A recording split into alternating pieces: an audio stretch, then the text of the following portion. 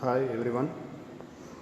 This video is going to about the railway, airport, dock and harbour engineering of 7th semester.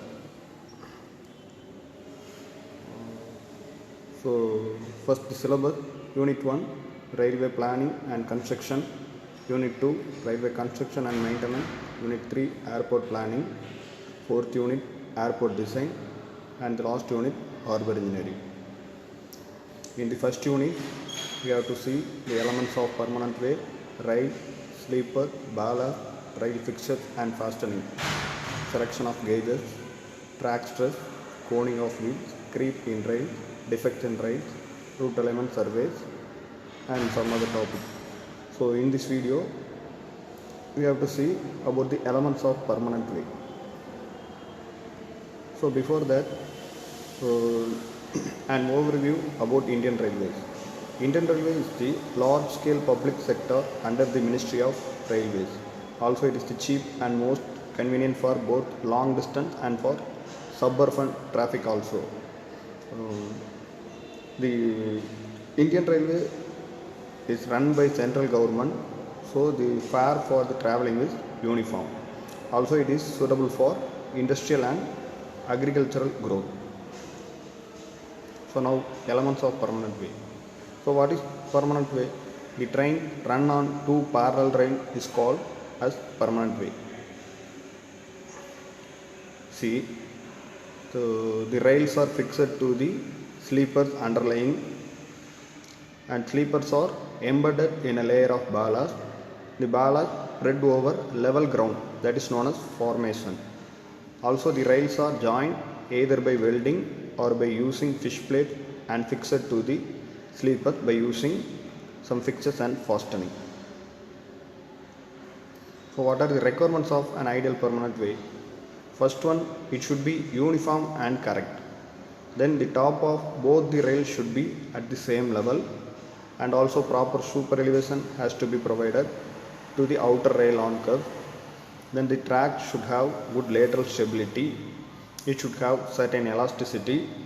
Points, joints and crossings should be properly designed and maintained. The drainage system also should be perfect. Proper provision for easy renewal and repair.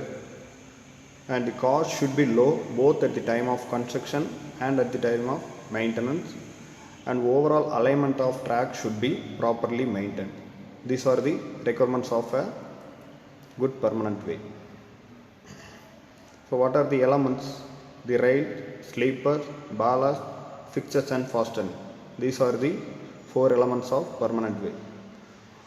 First, rails.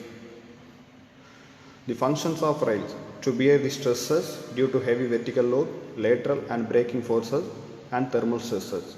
Second one, to provide hard and smooth surface with minimum friction between the steel rail and steel wheels, and also to transmit the load to the sleeper and consequently to reduce pressure on ballast and formation. Requirement: the rail section consists of head, web, foot. The bottom of head and the top of foot should be given such shape so that the fish plate can easily be fitted, and the depth of head of rail should be sufficient to allow the adequate margin of vertical wear. The rail should possess adequate lateral stiffness and vertical stiffness. Thickness of the web of rail should be sufficient to take the load coming to the rail safely. Also the width of foot should be sufficient to grant stability against overturning, and it should be capable of spreading the load on a large area of the sleeper. So type of rail. There are three types of rail: double-headed rail, second one bull-headed rails, and last one flat-footed rail. In double-headed rails, the foot and head are in same dimension, but in bull-headed rails, the head dimension is sometimes larger than the foot of the rail, and the flat-footed rail, the foot is spread out to form a base.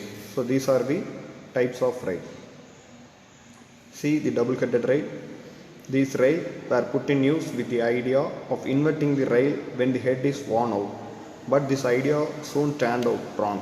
because the lower table became hard and rough due to heavy load.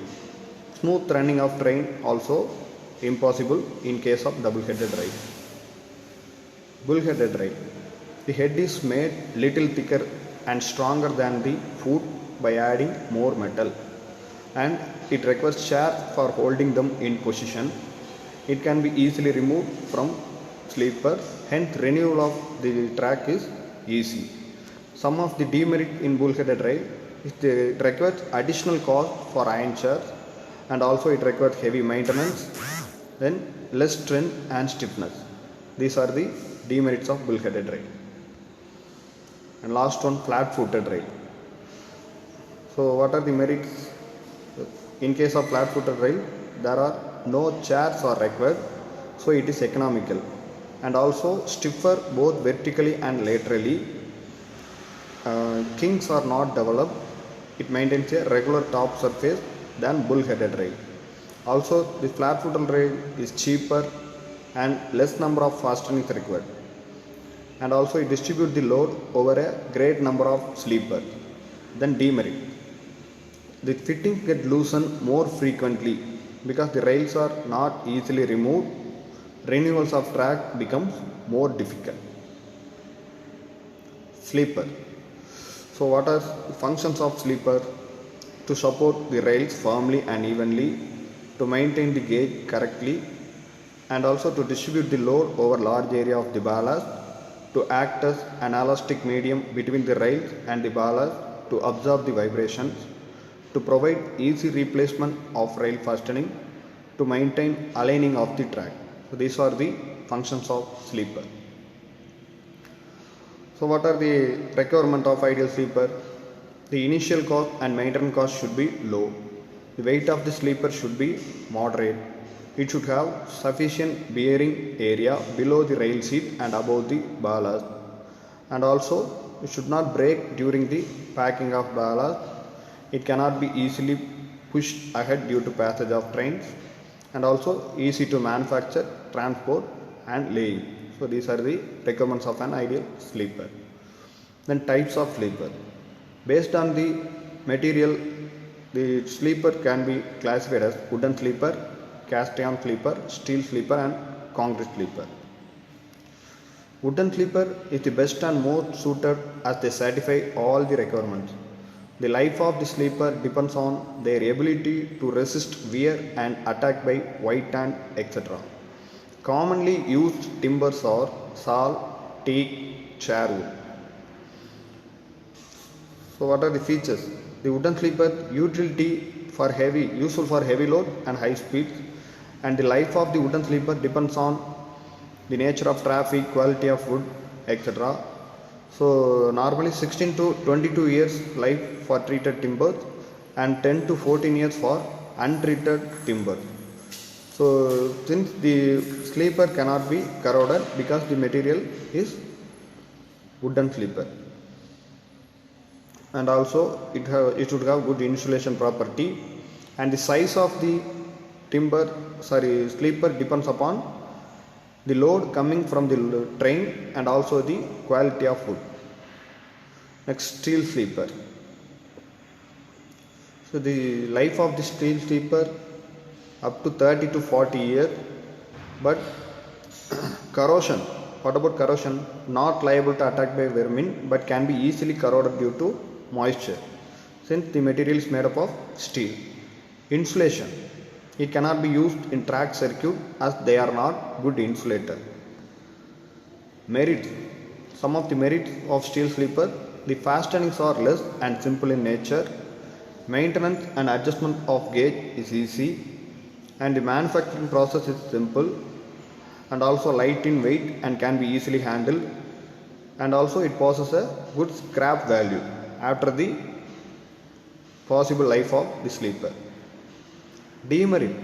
The cost of the sleeper is high, cracks develop at rail seat, not suitable for modern methods of maintenance, and also it takes about 6 months for consolidation after track renewal or sleeper renewal, and also subject to easily corrodable, not suitable for all types of ballast. Last one, cast iron sleeper. A cast iron sleeper consists of two pods or plates with rib below and connected by a wrought iron tie bar. Okay. So features: scrap value. Broken parts and plates can be melted and reused. So it have a high scrap value. Gauge maintenance. It is difficult to maintain the gauge as there is no rigid connection between the support. Fastenings. Large number of fastenings required than any other sleeper. Handling. So if they are roughly handled, it is liable to broken. Life.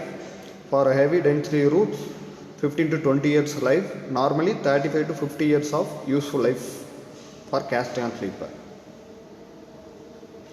Merit. It can be easily dismantled and assembled. The transport will be easy even it is heavy in weight. It should have high scrap value, good longitudinal and lateral resistance. Skill required for maintenance is minimum. Demerit. Excessive damage during derailment requires more time for restoration, not fit for track circuiting. It leads to early wear of rail seat, not suitable for modern methods of maintenance. Also, it takes about 6 months for consolidation. These are some of the demerits of cast iron sleeper. Okay, thank you.